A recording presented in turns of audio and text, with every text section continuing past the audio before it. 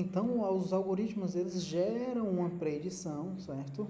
Então, só que os algoritmos, eles são, por dentro deles, modelos matemáticos, né? Então, ele tem uma modelagem matemática ali de trás.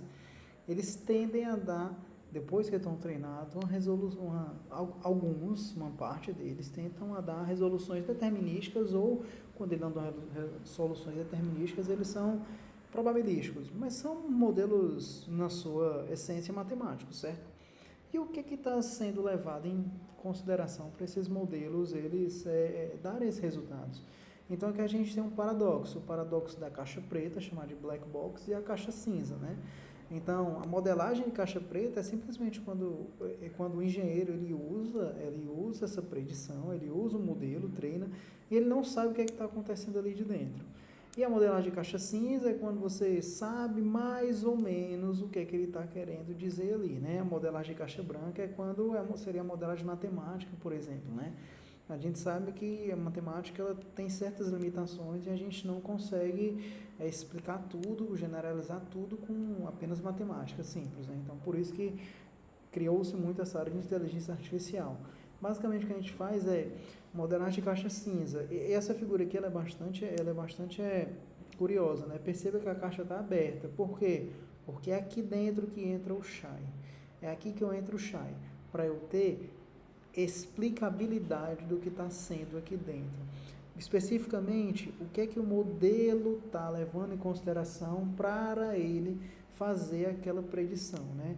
Então, a ideia do Shai é que eu consiga agora ter uma ideia do que está acontecendo ali e eu simplesmente eu ser mais específico pelo modelo, eu ser menos agnóstico, certo? Eu ser um pouco mais, na verdade, agnóstico ali com o modelo, né? Bom, vocês fiquem à vontade para dar uma leitura, né? Shai pode ser aplicado em qualquer problema, regressão, clusterização ou classificação, né? Então, Shai, na verdade, é um conjunto de metodologias para explicar modelos de machine learning, certo? Não existe restrições, elas podem ser aplicadas, para qualquer classe de problemas, obviamente, né? Muita coisa ainda está sendo feita, né? Já se tem Shai para algumas aplicações, não se tem algoritmos de Shai, e assim como existem os algoritmos de Machine Learning, existem também os algoritmos de Explainable Artificial Intelligence também, né?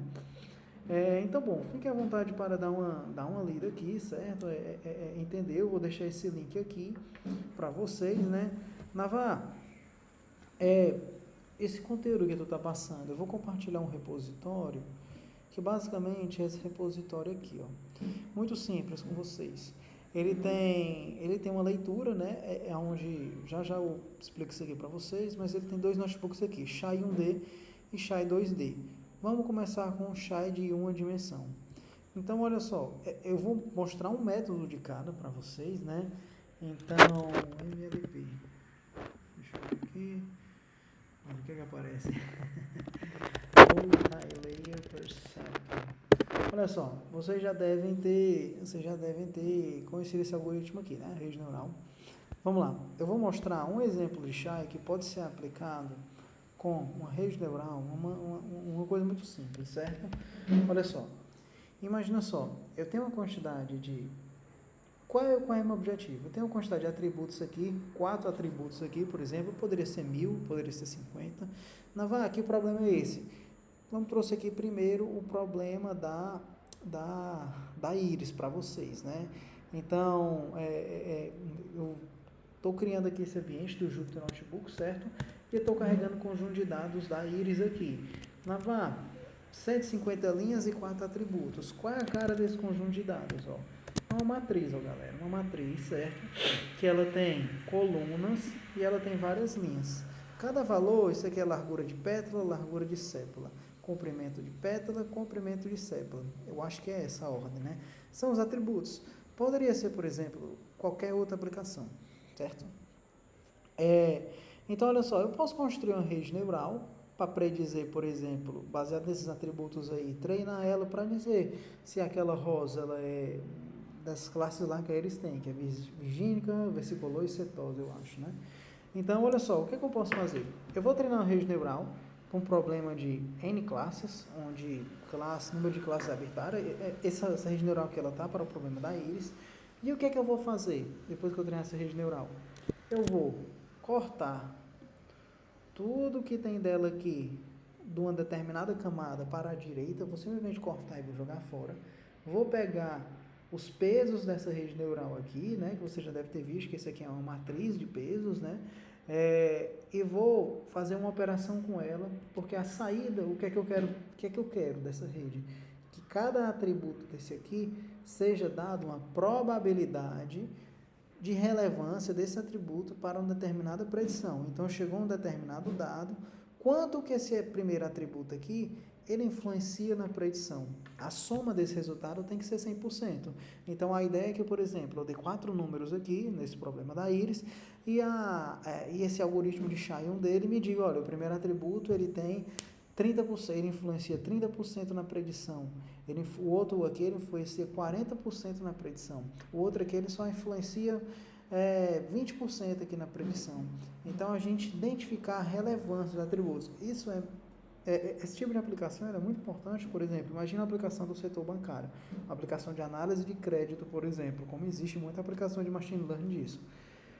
Na análise de crédito, né, que muitas vezes ela era feita de maneira manual, a pessoa ela quer entender por que quando houve uma transição do manual para o automático, com inteligência artificial, as pessoas querem entender o porquê que aquele algoritmo está dizendo que uma determinada variável foi importante para conceder ou não o crédito de um determinado cliente, né? Então, é um exemplo de aplicação, por exemplo, de Shai, né? Se eu tiver um algoritmo que, além de me dizer a predição, simplesmente curou, olha, forneça crédito para esse cliente, ele está lhe dizendo por quê? Olha, eu estou auxiliando você, especialista, e eu sugiro você a fornecer crédito para esse cliente, porque ele tem uma margem, por exemplo, de 30% aqui, e ela teve essa determinada relevância. Ele tem, por exemplo, um limite de crédito que ele foi levado em consideração apenas em 5%, ele só tem 5% de relevância. Então, essa é a leitura que você faz no algoritmo de Shai. Navar, como é que eu faço isso na prática aqui, ó? Olha só. Então, tenho aqui os meus dados aqui. Você já deve estar familiarizado com o Scikit-Learn, eu suponho, que é essa biblioteca aqui de rede neural. Esse código vai ser compartilhado com vocês. Recomendo que vocês rodem ele, certo? Então, estou criando um MLP aqui. Detalhe, Navar, o número de camadas ocultas da MLP, eu estou dando o primeiro algoritmo para vocês, né? Ele tem que ser o número de camadas igual ao número de atributos. Então, se eu tiver 70 atributos aqui na minha matriz, então se eu tiver 70 colunas aqui no meu conjunto de dados, eu vou ter que colocar 70 neurônios aqui também. Navar, isso pode ser diferente? Pode, mas isso é um pouquinho mais avançado e eu não vou mostrar na aula de hoje. Ó, eu vou treinar uma rede neural, certo? Vou pegar os pesos delas aqui. Opa, rodei isso aqui. Vou pegar os pesos da minha rede neural. Navar, como é que eu sei onde estão os pesos aqui? Ó, weights. Então, o que são meus pesos aqui? Ó, é uma lista de vetores aqui. Ó. Então, se eu pegar, por exemplo, os pesos da primeira camada da rede neural, ó, é simplesmente uma matrizona, que ela tem qual tamanho? 4 linhas por 4 colunas. Show de bola. É isso mesmo. Então, olha só. Eu vou pegar esses pesos aqui, ó.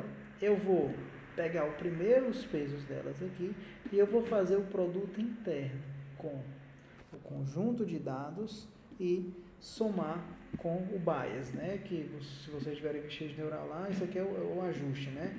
É o intercept da curva. Então, o que é que eu vou ter aqui, ó? Essa minha variável aqui chamada hidden layer output, ó. Navar, qual é o tamanho dessa minha matriz aqui, ó? Nossa, me perdi aqui. Tá aqui. 150 linhas e 4 colunas aqui, ó.